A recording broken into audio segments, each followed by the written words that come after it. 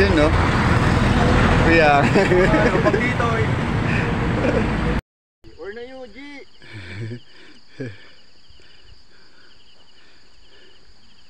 Matakbo na yung mga yan. Tuwan yun eh.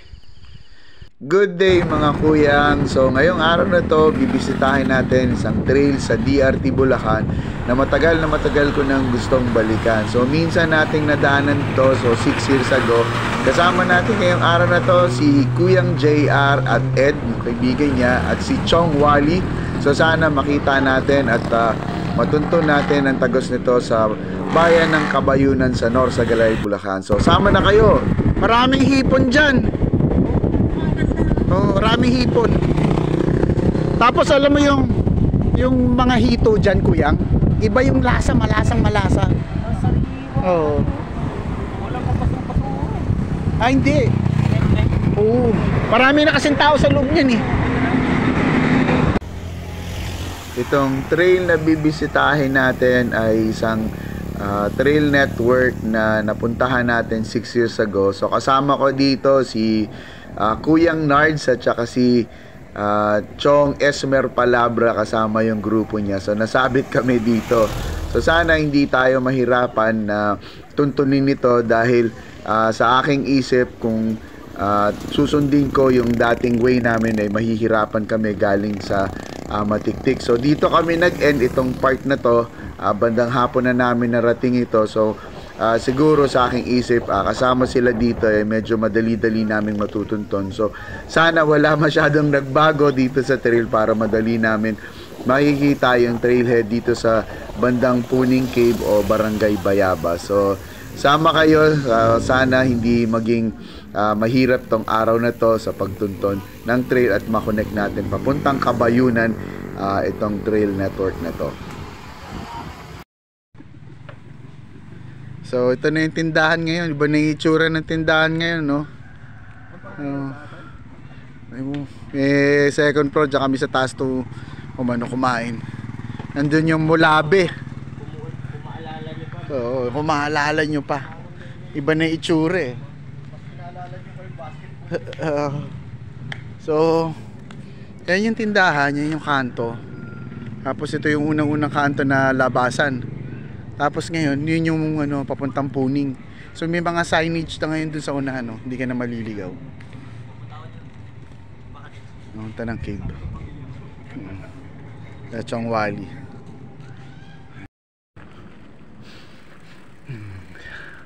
Okay. So dito kami ngayon sa may Puning, Bayabas, Barangay Bayabas. So sabi ng mga tao dito, wala daw pa daan papuntang Kabayunan dito. So dito kami dadaan ngayon. Nagtanong-tanong kami at hinanap namin yung trailhead sa bandang Puning. Malaki na ang nagbago. Pero natagpuan namin din yung lumang tulay na ngayon ay malaking tulay na siya ngayon. So hindi na kayo maliligaw paakyat. Oo. Ayun oh. Ba to? 12 minutes to.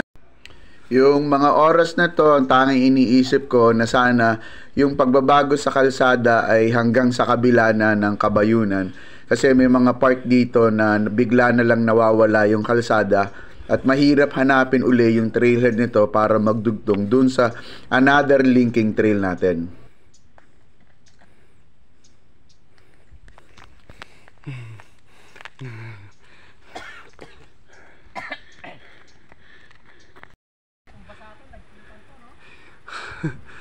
Habang binabayay namin itong linking trail ay mapapansin dito na mano o lamang yung ahon. So yung ahon dito medyo delicates.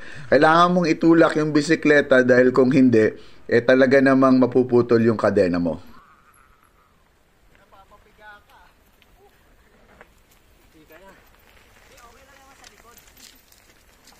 Medyo tagtao sa likod eh. Kahit siya. Superman si JR. Pagkalipas ng ilang mga oras na pag-aahon at pagtutulak ng bisikleta, may mga reward kang makikita habang tinutulak mo yung magandang view ng kapatagan ng buong Luzon.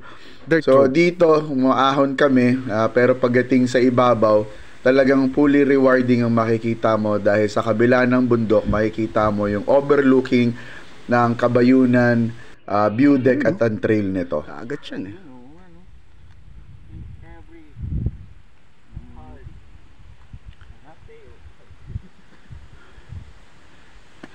Gustong gusto niya na to. Pa-excite si Chong Nards dito sa ganito. Kasi Makoy. Kasi bago to eh. Kasi Makoy. Oo.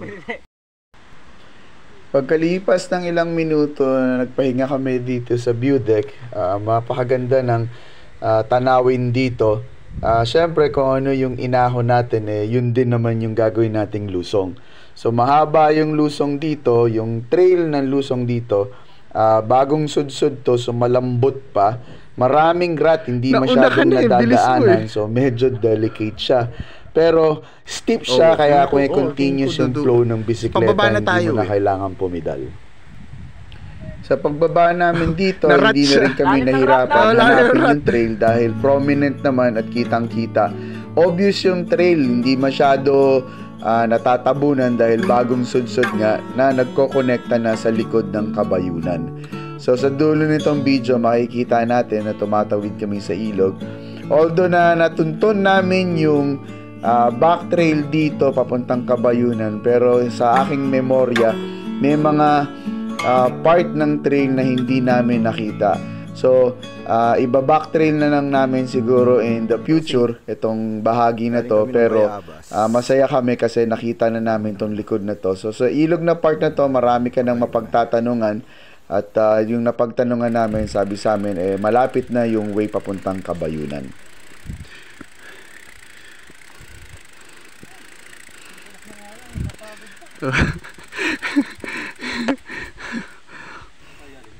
Oo.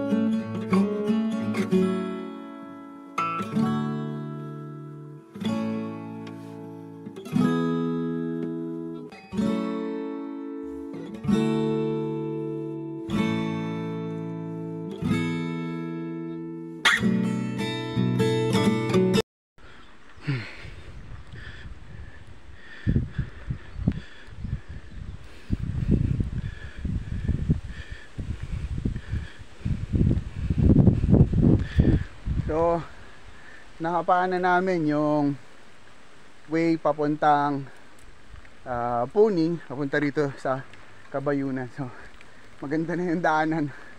Puntahan nyo. Kaya, sayang. Tingin ko sa susunod na taon kung pupuntahan nyo, madudurog na yung kalsada kasi malambot yung kalsada eh. Pero ngayong summer, tingin ko magiging napakaganda ng ano na yung daan na yun, loose yung trail. Hanap yung mga lusong doon. Nanalo. So kasama natin si Chong Wally, Kuyang JR. So Shimano siya, Kabupalo to. Kasama rin yung tropa ni Kuyang JR. So hanggang dito lang tayo. Lalabas na kami ng ng Matiktik. So hindi na kami iikot ng view deck. Yung so yun yung Kabayunan sa ibabaw. So sana nag-enjoy kayo dito sa mga konting clip na natin. So Diyos, hanggang sa muli, maraming salamat. Sana may natutunan kayo, nag-enjoy kayo sa mga video natin. Woo!